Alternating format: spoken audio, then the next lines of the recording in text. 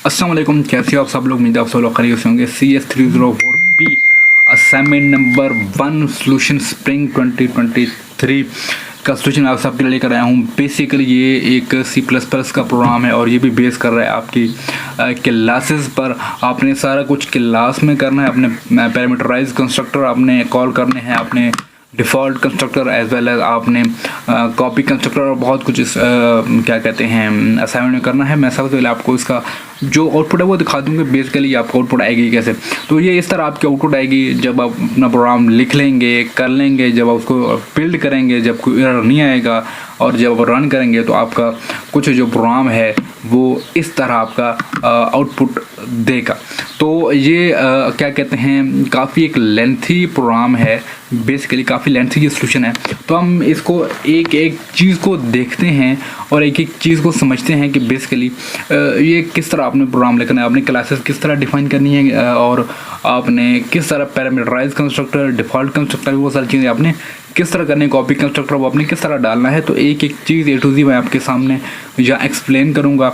और अगर किसी को कोई क्वेश्चन हो, कोई क्वेरी हो, जो कमेंट कर दिया करें, या मेरे फेसबुक पेज का लिंक मिल जाएगा, वहाँ आप मुझसे कॉन्टैक्ट कर लिया करें। या अगर आपको ये सोल्यूशन चाहिए हो .cpp फाइल तो मेरी वेबसाइट visumentor.com नीचे आपको मिल जाएगा लिंक डिस्क्रिप्शन में, वहाँ से आप इसको डाउनलोड भी कर सकते हैं। और हाँ, जब भी मैं को यहाँ पे सोल्यूशन अपलोड करता हूँ तो मेरी आप सबसे एक गुजारिश होती है कि छापा नहीं मारा करें, उस सोल्यूशन को आप लोगों को चेंजेस उसमें लाजमी किया करें, तभी जाकर आपको पूरे मार्क्स मिलते हैं। अदरवाइज आपके मार्क्स डिडक्ट होते हैं, कभी कभार तो आपको 0 नंबर भी मिल जाता है।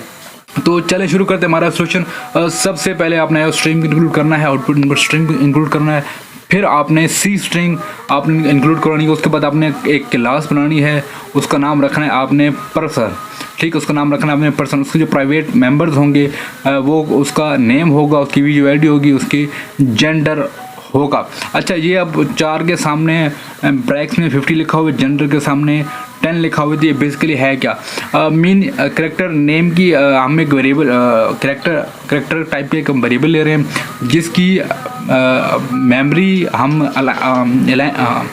एलोकेट कर रहे हैं, वो 50 है। 50 करेक्टर उसमें आप स्टोर कर सकते हैं। सेम एज जेंडर के भी आप 10 करेक्टर्स यहाँ पे आप स्टोर कर सकते हैं। यहाँ पे आप जितने मर्जी करेक्टर, जितने मर्जी नंबर लिखना चाहें लिख सकते हैं। 50 लिखें, 100 लिखें, या 10 लिखें या 15 लिखें, वट एवर, डजेंट मैटर। वो डिपेंड करता है कि आपको कितनी मेमोरी चाहिए इस वेरिएबल के लिए। फिर जेंडर में भी सेम एज होगा, आप जितना लिखना चाहे आप लिख सकते हैं। फिर पब्लिक में हमारे पास उस पर्सन का नेम आएगा, उसकी वीडियो आईडी हम इनिशियलाइज करवाना है 0 से।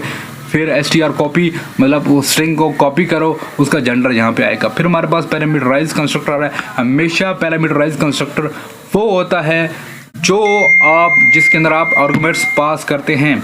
अब आर्गुमेंट्स क्या होते हैं, लाइक आपने ये लिखा नेम क्लास का पर्सन है, तो उसके सामने आपने कितने 1, 2 और 3 आपने क्या कहते हैं आर्गुमेंट पास किए हुए हैं, ठीक है। वो कौन कौन से हैं, उसका नेम है, उसकी वीडियो आईडी है और उसकी क्या कहते हैं पर्सन का जेंडर है। तो जो आपने यहाँ पे उसको दिए हुए पास किए हुए हैं। फिर आप आ जाएं नीचे str कॉपी करो उसको, उसका नेम, उसका पर्सन का नेम, देन उसकी वीडियो आईडी, उस पर्सन की वीडियो आईडी आप कॉल कर रहे हैं ऊपर आपने क्लास में जिसे डाली थी। फिर उसका जेंडर, उसका पर्सन का जेंडर आप यहाँ पे करें। फिर हमारे पास कॉपी कंस्ट्रक्टर आ रहा है। तो कॉपी कंस्ट्रक्टर में क्या होता है कि वो सेम एज वही चीज़ों को उनको कॉपी करता है, ठीक है, कॉपी करता है। कॉपी करने के बाद वही सारी चीज़ें उसको मतलब दोबारा डिस्प्ले करवा देता है। कॉपी मीन एक चीज़ को दूसरे में कॉपी कर दो, आप सबको पता है। फिर हम कह रहे हैं गेटर मेथड। गेटर मेथड क्या होता है कि जो चीज़ें आपने ऊपर दी होती हैं उनको वो गेट करता है। हम सबसे पहले हम उसका नेम गेट कर रहे हैं, हम उसको रिटर्न कर देंगे नेम को, फिर उसकी वीडियो आईडी, फिर उसका जेंडर, सेम एज हम उसको रिटर्न कर देंगे। अच्छा, फिर आ जाए मेन बॉडी के अंदर। तो हम मेन बॉडी के अंदर क्या कर रहे हैं, state of person using default constructor. तो हम उसको डिफ़ॉल्ट कंस्ट्रक्टर की मदद से हम उसका इंस्टेंट क्रिएट कर रहे हैं। वो किस तरह, पर्सन 1 सेमीकोलन लाइन पे, फिर दूसरे का ऐड कर रहे हैं, फिर तीसरे का ऐड कर रहे हैं। अच्छा, फिर हम उनकी वैल्यूज़ को प्रिंट आउट करवा रहे हैं, ठीक है, हम उनकी वैल्यूज़ को प्रिंट आउट करवा रहे हैं। अब प्रिंट आउट करवा रहे हैं तो ये आपको लंबी लंबी लाइन नजर आ रही हैं, तो C++ के अंदर आप एक लाइन में सारा प्रोग्राम लिख सकते हैं, एक लाइन में उसको डिस्प्ले भी करवा सकते हैं, एक लाइन में आप सब कुछ कर सकते हैं। आपको ये रुकावट नहीं होती कि आपने न्यू लाइन पे लाजमी जाना है, आपने हमेशा आप उसको एक लाइन में सारा कुछ कर सकते हैं। तो ये भी एक लाइन में हुआ है, तो आपने परेशान नहीं होना। सबसे पहले हमारे पास क्या हो रहा है कि जो पैरामीटराइज कंस्ट्रक्टर है उसके अंदर जिसका नेम है क्या करना है, जो दूसरे पर्सन का नेम वो गेट करेगा, फिर उसकी बीच जो आईडी गेट करेगा, उसका जेंडर गेट करेगा, ठीक है। फिर यहाँ पे आ जाएं हमारे पास ये सी आउट में आ जाएं तो वो क्या करेगा, पर्सन की डिटेल्स, उसका नेम यहाँ पे डिस्प्ले करवाएगा, जो पहला पर्सन होगा उसकी भी जो आईडी, देन उसका जेंडर।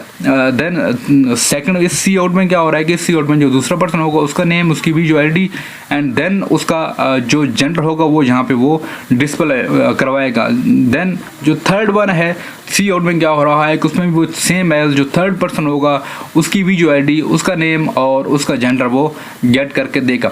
बेसिकली होगा क्या, यहाँ पे हम इस पूरे प्रोग्राम इकट्ठा चट्टा आपके सामने खोल दूँ।